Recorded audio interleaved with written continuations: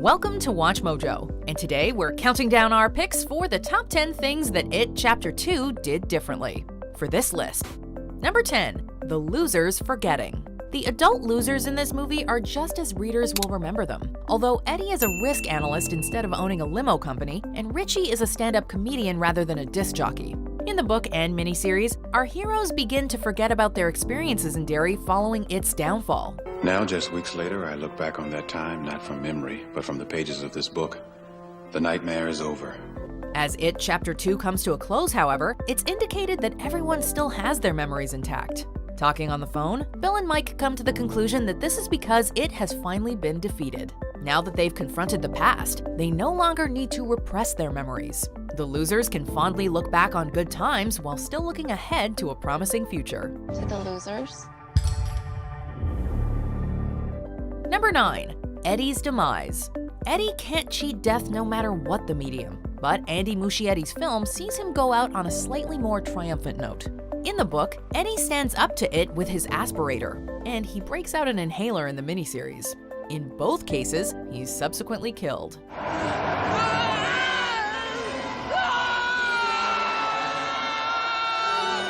Before the climactic battle in Chapter 2, Bev, who leaves her slingshot behind, hands Eddie a broken gate spear. By believing that the spear can do fatal damage, Eddie's able to temporarily subdue the monster. Eddie celebrates too soon, however, as it impales him from behind. This is also different from the book, where it bites off Eddie's arm. But the movie is still more gruesome than the miniseries version. Richie, please. For the last time, don't call me that. You know how I... Number 8. More emphasis on Bill's guilt. Bill has always carried an enormous amount of guilt over his little brother's death, but the blame he feels almost consumes him in Chapter 2. You lied, and I died. Bill feels especially responsible since he wasn't really feeling sick the day that Georgie died, and possibly could have prevented the tragedy. The biggest deviation from the source material is a trip to a hall of mirrors where Bill tries to prevent it from taking another young boy's life. When Bill fails, he's forced to relive the loss of his brother all over again. Discussing this new scene with Entertainment Weekly, actor James McAvoy said that he'd felt Bill was, quote, missing a vital story beat. Within the next 50 minutes, Muschietti cooked up the mirror sequence, which wasn't in the script. Number 7. The Storm. Although It and Derry are intertwined, this idea is taken further in the book. After It is vanquished for good, the most fearsome storm in the history of Maine strikes Derry. In the process, downtown Derry is completely demolished. Mike deduces that since It is finally dead, Derry is being put to rest as well. The storm was omitted from the miniseries, and it doesn't factor into this movie either. Given how bombastic the film's climax was, we doubt there was much room left in the budget for a disaster of Roland Emmerich proportions. Even if there was, destroying an entire town might have been overkill. The destruction of the well house was more than enough. Can you stop talking about this? I can barely breathe. Number 6. Mike's hospitalization. Despite being the one who gets the gang back together, Mike gets the short end of the stick as the book and miniseries near their final acts. Serving as a minion of It, escaped mental patient Henry Bowers gets the jump on Mike with his trusty switchblade. While Mike manages to fend off Henry, he's left seriously wounded and needs to be hospitalized. Thus, the losers are forced to face off against It without him. Bill, if you decide not to use those, if you leave, I'll understand. While Henry still attacks Mike in the movie, Richie gives their childhood tormentor the axe before he can cut any vital arteries. Mike walks off his injuries and plays a crucial role in the climax, instigating the ritual that kicks off the final showdown. Number 5. The losers have to face It. With the exception of Stan, the losers fully commit to the promise they made 27 years earlier in the book and miniseries. Beverly.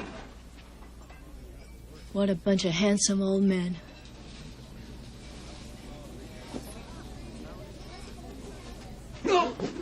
In the movie, everyone but Mike is ready to run away shortly after reuniting. As it turns out, however, the losers have no choice but to confront it. Before learning how exactly Stan died, Bev already knew that he slit his wrists in the bathtub. When Bev stared into its deadlights as a child, she not only foresaw Stan's death, but all of their deaths. I've seen all of us die. It consumes us from the inside until we don't have a choice anymore. Unless they put an end to its reign of terror, every member of the Losers Club will die, just like in Bev's premonition. This ups the stakes, forcing our heroes to stay in town and finish the job. We can do this, but we have to stick together. Number 4, Justice for Stan. Out of all the losers, Stan is given easily the least development.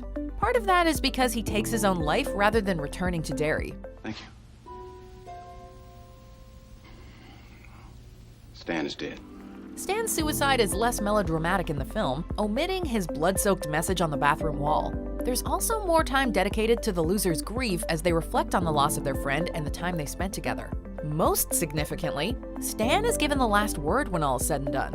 Before killing himself, Stan sent each loser a letter explaining his decision. Stan was convinced that it would get the best of him, which would put everyone else in jeopardy. So he took himself off the chessboard, feeling his friends would stand a better chance.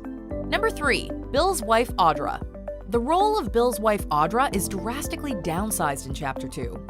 In the book, Audra follows her husband to Derry, where she's kidnapped by Tom Rogan, who's under the influence of it.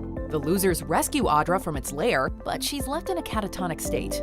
Fortunately, it doesn't take much more than a bike ride to jog her memories. What are we doing? It's okay, hang on. The miniseries mostly stays true to Audra's character arc, although it directly captures her instead of using Tom as a vessel. Don't you want her?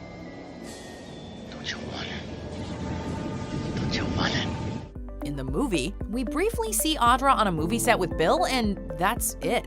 We guess the filmmakers had to make cuts with a runtime of almost 3 hours, but it would have been nice to see what becomes of Bill's marriage. Number 2, the spider. Some of its forms work better on paper than in a visual medium, hence why Ben never encounters Dracula here. Among its many forms, the biggest change comes in the movie's grand finale. The book and miniseries build to something of an anticlimax, where its true form is revealed to be a giant spider.